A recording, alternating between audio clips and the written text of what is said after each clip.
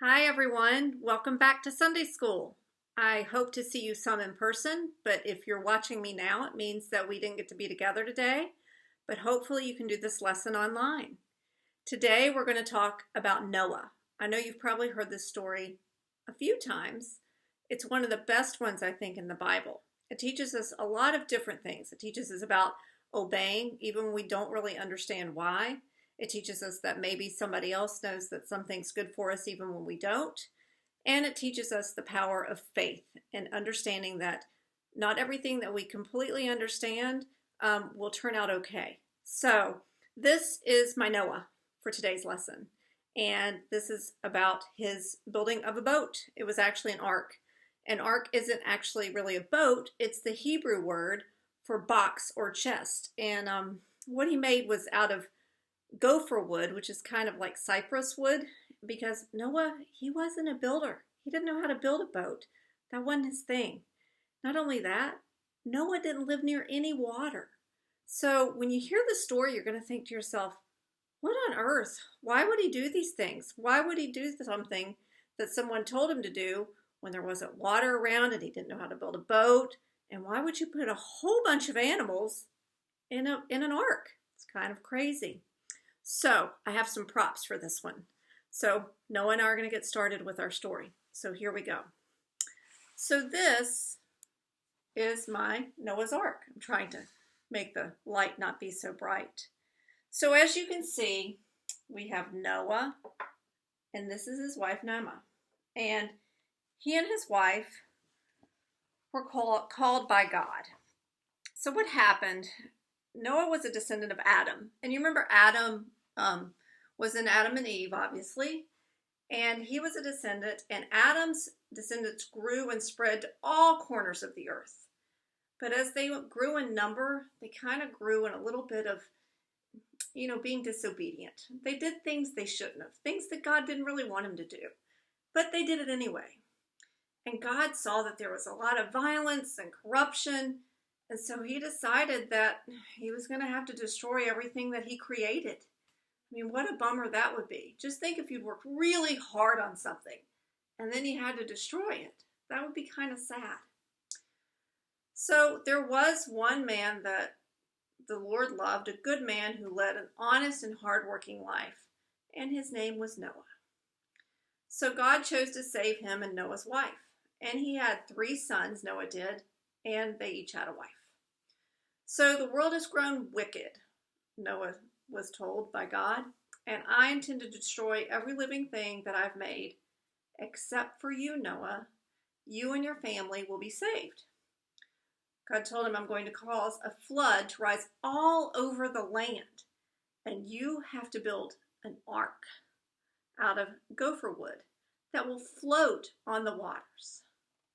It must be roofed with reeds and coated inside with some kind of tar. It has to measure 300 cubits long.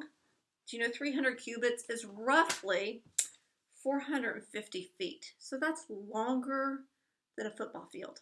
That's pretty long. And in it, you have to make room for yourself and your family. That seems doable. And 2, 1 male and 1 female of every kind of creature, every animal, every kind of beast, reptile, and bird. And you have to fill it with enough food for them and for yourselves, because I'm going to have it rain for 40 days and 40 nights. And then life on earth will be extinct. Noah didn't ask questions. He did exactly as God told him. So he and his sons built the ark. They made it watertight, and they stocked it with a lot of food and every variety for man and beast. And when everything was ready, they put all the animals on the ark. So here they go. They have some moose, a female and a male. They have one of each. And they have some leopards. They have kangaroos getting ready to hop in. They have some wild boars. They have some elephants. And then they have birds, of course, and Noah and his wife and their children. So the skies grew dark and it started to rain. And it rained. And it rained.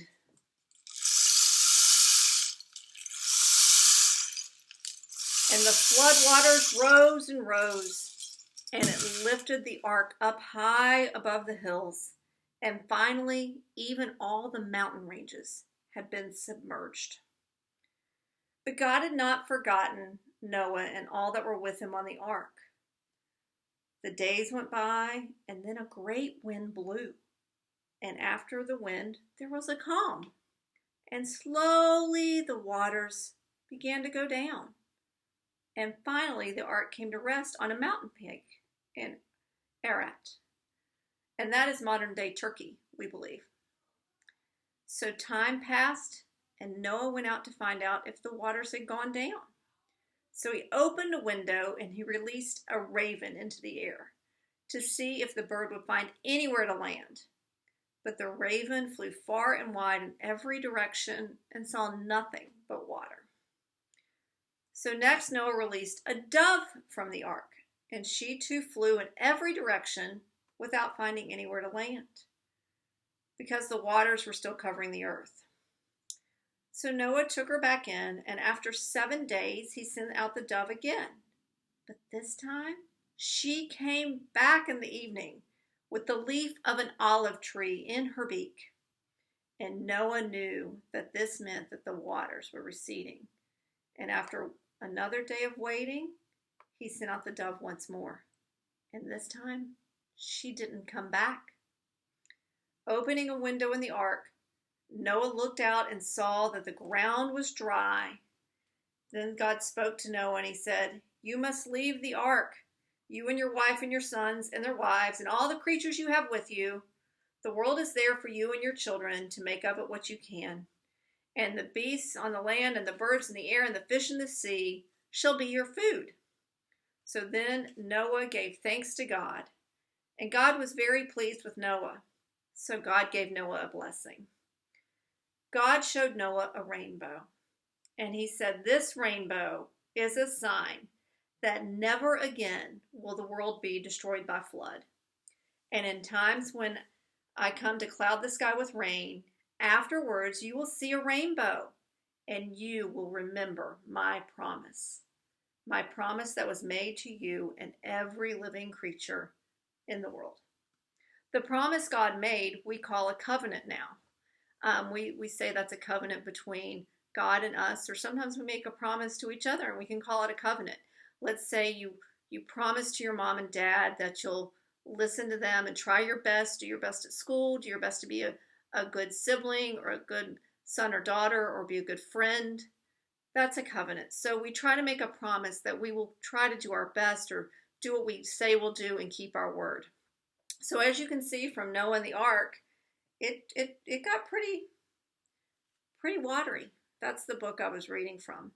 But if you want to read it in the Bible, go to Genesis chapter 6 through 9.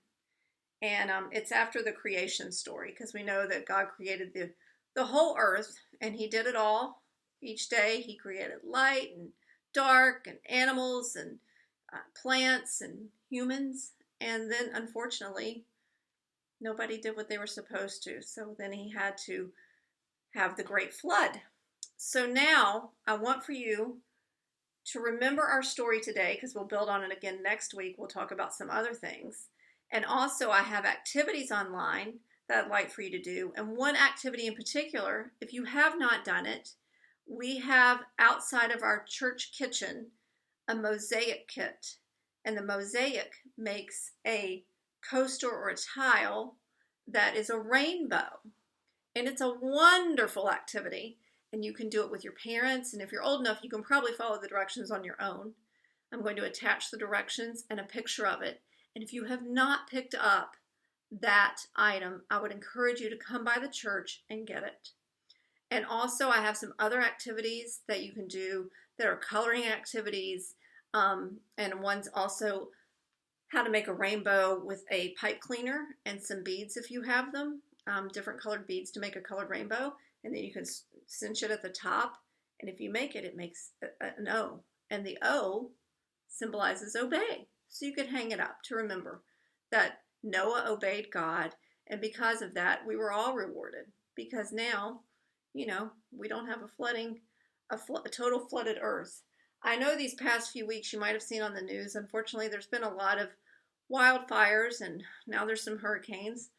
So that's a lot with our climate change. So part of being good stewards and obeying God is also respecting our earth.